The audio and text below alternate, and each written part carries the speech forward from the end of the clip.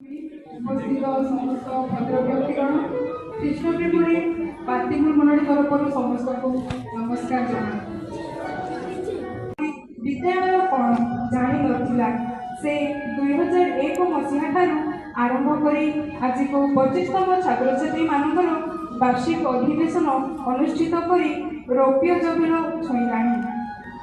परमेश्वर एही अद्भुत कार्यर स्मरणार्थे चलित वर्ष ता 27/5/2025 मंगलवार दिन गुरुडिंग मातृमंडली पातिमूल शाखा समाज तरफ रौप्य जुबेल अनुष्ठित करने निमंते स्थिर करागला एवं एही शुभ मुहूर्त एही इतिहास उन्मोचन करने निमंते उद्यम करागला।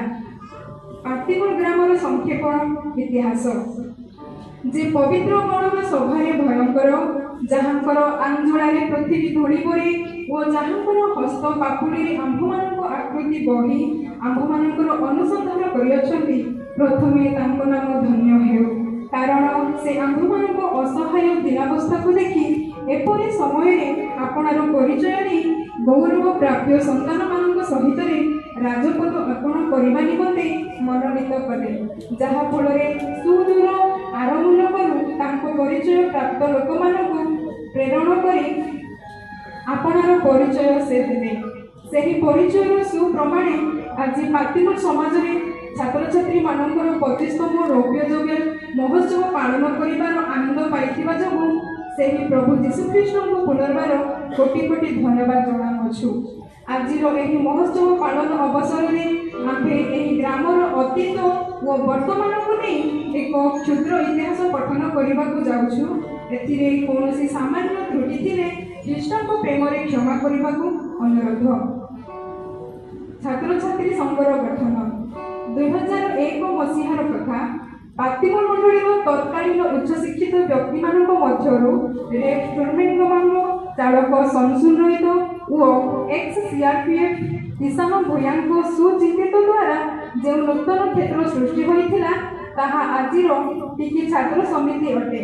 उपरोक्त तीन शिक्षित व्यक्ति सम्मिलनी एवं एरियार छात्र छात्री वार्षिक अधिवेशन को जाए तांको मनरे उंकी मारी लगी सेमाने मध्य निज गाँर कुनि कुनि पिलामानंकु नै एही सभा आरंभ करिबा निमंते निष्पत्ति नेइथिले। समयानुक्रमे समाजर छात्र छात्री मानकर वृद्धि हुअन्ते रेफ टुर्मेंगमांग चालक संसुर रहित और एक्स सीआरपीएफ किसान भूया और डैपासमर सहित ग्रामर आउ केतेक शिक्षित व्यक्तिगण यथा श्री गजारु रहित श्री आकुड़ रहित श्री फगुण रहित और अन्यान्य कर्मकर्ता अनुमोदन क्रमे अल्प संख्यक छात्र छात्री मानकु नै एही सभाटी श्री रिहव्यम गमांग श्री बथुएर रहित और श्री फिनोस गमांग द्वारा 2001 मसीहारे छात्र छात्री सभा आरंभ करा जायतिला। एही सभार मुख्य लक्ष्य थिला छात्र छात्री माने ग्रीष्म छुट्टी रे ग्राम को आसी जेपरि निरस जीवन न काटी परस्पर सहित स्वभाव रक्षा करि पारिबे आध्यात्मिक दिगरे बढ़िबा निमंते एवं दुर्बल मानक उत्साहित करने उद्देश्य मंडली सहित सहभागिता रक्षा करी निज निज जीवन में प्रभु को श्रेष्ठ स्थान दे ताहांकर गौरव प्रकाश करिपारिबे।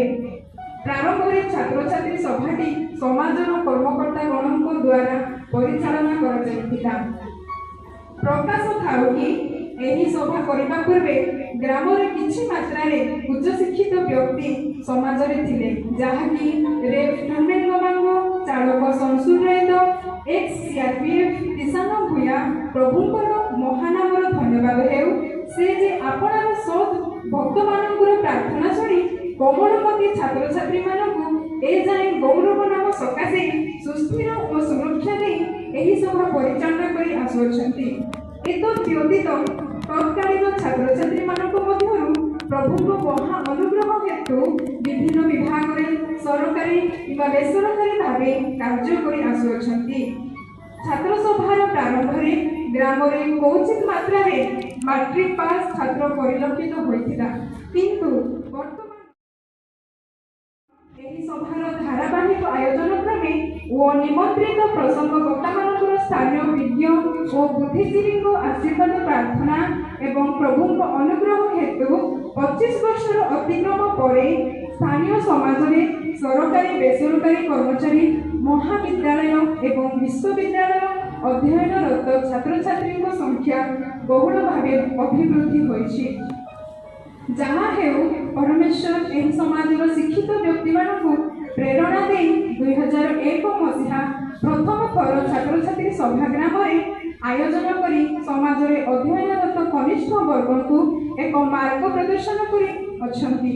ସେହି ମହାପୁରୁଷମାନେ ହେଲେ ବୁର୍ଡିଂ ଏରିଆର ପାଳକ, ଡିକନ, ଚାଳକ ଓ ଗ୍ରାମର ବୟୋଜ୍ୟେଷ୍ଠ ପିତାମାତା, ପରିଶେଷରେ ଆମ ସମାଜ ନିମନ୍ତେ ଏବଂ ଏହି ସମାଜର ଛାତ୍ରଛାତ୍ରୀମାନଙ୍କ ପାଠପଢ଼ା ଜୀବନ ଅଭିବୃଦ୍ଧି ସହିତ ଆତ୍ମିକ ଦିଗରେ ଅଭିବୃଦ୍ଧି ନିମନ୍ତେ ପ୍ରାର୍ଥନା କରିବେ। ଏହା ସହିତ ପ୍ରଭୁ ଏହି ରୌପ୍ୟ ଜୁବେଲ ପର୍ବ ପାଳନରେ ଗୌରବ ପାଆନ୍ତୁ। ଏଠାରେ ଉପସ୍ଥିତ ଭଦ୍ରମଣ୍ଡଳୀକୁ ମଧ୍ୟ ଧନ୍ୟବାଦ ଜଣାଉ।